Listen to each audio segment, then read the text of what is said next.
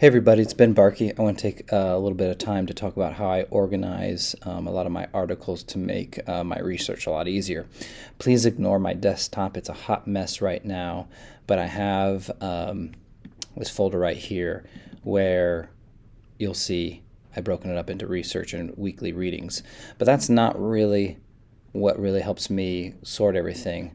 I want to introduce you to Mendeley Desktop. It's a place to put references and to organize them. You can download the desktop version, and you can also go to the web base, which then syncs the two together. And I'm probably using this resource probably 20% of its max capacity, and I just haven't figured out all the cool things that it can do. But there's lots of YouTube videos that can help people really dive in, and it's going to save you tons of time.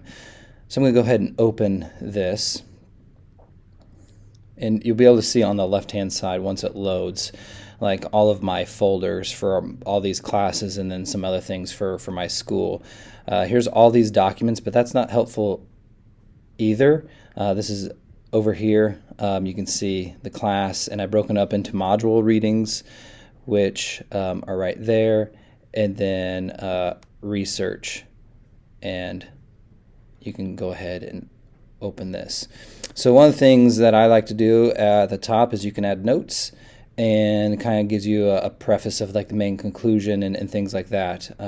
As I start to figure out themes and trends on what I'm researching, I'll start then going back to my library and adding more folders. That way I can quickly find them as quick as possible.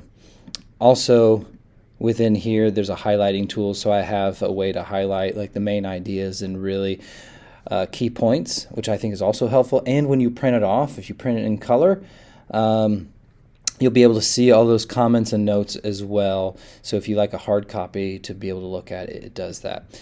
The web-based version is where most of the bells and whistles are. First of all, it can sync with the desktop version. Here I am in my research area, and if you want to drop, and it works the same way for the desktop, but say you've got an article, all you've got to do is click, drag, and drop, and that'll show up in that specific folder, whether it's on the desktop or not. The other thing that if you use the web-based version a lot, I haven't done this because I really use the desktop version, I think would be really cool. It'll start picking up trends on research topics you're interested in, and it'll shoot you an email saying, hey, have you checked out this article or that article? I'm not sure when that feature kicks in, probably because I haven't used the web-based version, or the amount of articles in terms of volume I haven't been putting in the web-based version. It hasn't picked up trends. But my guess is with this class that we're taking right now, I'll start seeing that feature way more. So this is one way where I organize it. I create collections, I can search for things, and it's a great resource.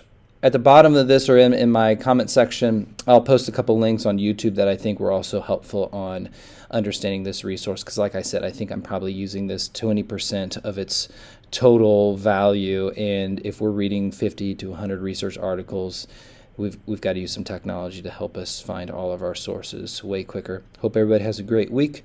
Weather here, it's cooling down. It's a little bit windier in Indiana, so I'm not sure how Kansas is doing. Talk to you guys later. Bye.